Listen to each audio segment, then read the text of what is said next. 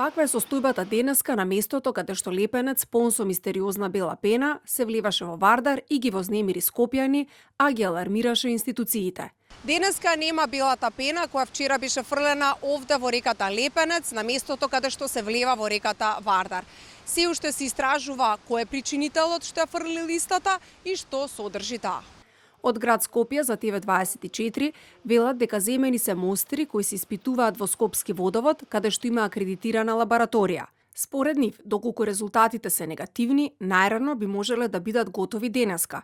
Доколку бидат позитивни, ќе треба дополнително време. Резултати чекаат и во Министерството за животна средина, чиј инспекторат исто така земал примероци. Инспекторите на Државниот инспекторат за животна средина во рамките на Министерството за животна средина и просторно планирање во текот на вчерашниот ден изврши инспекцијски надзор на терен во врска со предметниот случај. Инспекцијската постапка се уште е во тек, а проверките се спроведуваат согласно законските процедури.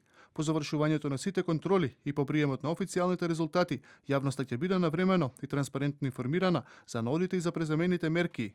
Надлежните институции велат дека доколку анализите покажат дека станува збор за незаконско испуштање на штетни материи, ќе бидат преземени законски мерки против одговорните.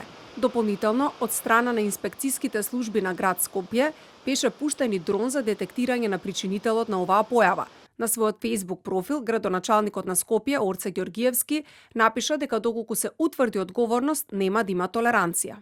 Толеранција нема да има за никого. Во постојана комуникација сме со Министерството за животна средина и министерот и верувам дека брзо ќе го откриеме и соодветно ќе го санкционираме сторителот. Штом добиеме подетелни информации, јавноста ќе биде веднаш известена. Опозицијата пак обвинува и бара одговорност. Наместо конкретни мерки и одговорност, градоначалникот на Скопје Орце Ѓоргиевски си игра со дронови, од воздух ќе го решавал проблемот. Човекот, кој е една обична слика на билборд, не може да направи без грешка. На граѓаните на Скопје не им требаат спектакли, туку институции што ги штитат. И најважно, чиста и безбедна вода. Скопје има проблем со депонии, со смет, со загаден воздух, а сега има проблем со загадување на Лепенец и Вардар. Вардар со децении е загаден и полн со ѓубре.